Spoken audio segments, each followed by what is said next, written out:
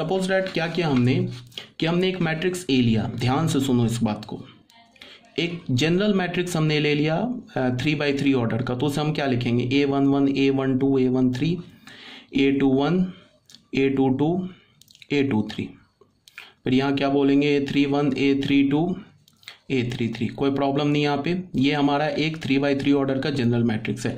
अब जरा तुम ध्यान से देखो, ये तो डायगोनल के एलिमेंट हो गए, तो A11 का रिफ्लेक्शन खुद ही A11, A22 का रिफ्लेक्शन A22, A33 का रिफ्लेक्शन A33। अब मैं बोलूँ A12 का रिफ्लेक्शन डायगोनल के अबाउट, ये A22 हो गया। A13 का रिफ्लेक्शन डायगोनल के अबाउट, तो बस कुछ नहीं है, इसके रो कॉलम को इंटरचेंज कर दो तो A31 आ गया। A23 का रिफ्लेक्शन डायगोनल के अबाउट, तो A32 हो गया। अब अगर ये मैट्रिक्स इफ, यहाँ पे चलो मैं लिखता हूँ, if A is a symmetric matrix, अगर A हमारा एक सिमेट्रिक मैट्रिक्स है, देन क्या होना चाहिए, ध्यान से देखो, जो क्रॉस कंजुगेट एलिमेंट्स है वो इक्वल होने चाहिए। तो A12 किसके इक्वल होने चाहिए, इसका कंजुगेट क्या है, सॉरी दिस इज 21, इसका कंजुगेट क्या है A21, ये आपस में इक्वल होना चाहिए। उसके बाद मैं बोलूँ A13 का कंजुगेट क्या है A31, ये भी आपस में इक्वल होना चाहिए। A23 का कंजुगेट क्या है A32, ये भी आपस में इक्वल होना चाहिए। ठीक है, अगर ये तीन कंडीशन, ये तीन एलिमेंट्स आपस में इक्वल है, तब हम क्या बोलेंगे, is a symmetric matrix. Clear है? तो हमने ए मैट्रिक्स को क्या बोल दिया यहाँ पे, A11 A12 A13। A21 किसके इक्वल है, A12, तो यहाँ पे हमने A21 की जगह A12 लिख दिया। ठीक है, उसके बाद ये A22, फिर A23, फिर A31 किसके इक्वल है, A13 के इक्वल, तो A13 लिख दिया। फिर A32 किसके इक्वल है, A23 के इक्वल, तो उसको यहाँ लिख दिया, A33 लिख दिया। ठीक है, अब तुम ध्यान से देखो, तो ये ए मैट्रिक्स किस में कन्वर्ट हो गया, इस मैट्रिक्स में। ए मैट्रिक्स को हमने, मतलब ये जो एलिमेंट्स इक्वल है ना, उसको अपने प्लेस पर रख दिया। अब जरा तुम इसका ट्रांसपोज लो, ए का ट्रांसपोज लो। तो ट्रांसपोज हम कैसे लेते हैं, रो को कॉलम में चेंज कर देते हैं।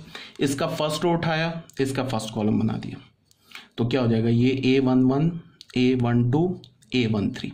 इसका सेकेंड रो उठाया, सेकेंड कॉलम बना दिया, तो ये क्या हो गया, A12 A22 A23। इसका थर्ड रो उठाया, थर्ड कॉलम बना दिया, A13 A23 एंड A33। अब जरा तुम ध्यान से देखो, इस मैट्रिक्स को देखो और इस मैट्रिक्स को देखो, सेम मैट्रिक्स नहीं आ गया, देख लो। तो यहां से हमें क्या पता चला कि A is equal to A transpose, this implies that A is a symmetric matrix. Clear है ये बात,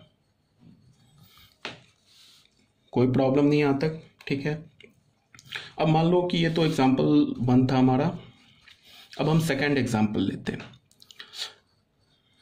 सेकंड एग्जाम्पल में हमने क्या किया, अच्छा फिर एक बात और है कि हम, अगर मुझे कोई बोले कि एक 3x3 ऑर्डर का सिमेट्रिक मैट्रिक्स लिखो, तो कैसे हम लिखेंगे, वो देख लो कैसे लिखेंगे। 3x3 ऑर्डर का सिमेट्रिक मैट्रिक्स कैसे होगा, इसमें 9 प्लेस होंगे, ऐसे करके होंगे ना।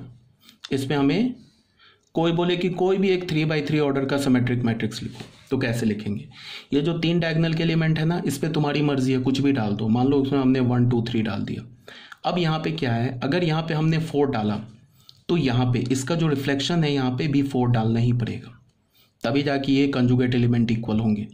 यहाँ पे 5 डाला तो यहाँ भी 5 डालना पड़ेगा, यहाँ पे अगर 6 डाला तो यहाँ भी 6 डालना होगा।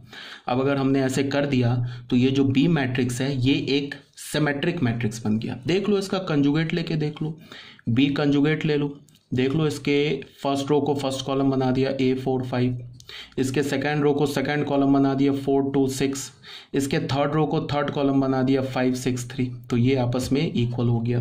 यहाँ से हो गया B is equal to B conjugate, तो हमें क्या पता चला, B is a symmetric matrix.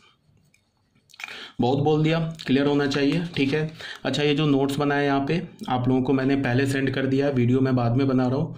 यहाँ पे एक्चुअली क्या है कि आपके नोट्स में क्या होगा, इसको थोड़ा चेक कर लेना।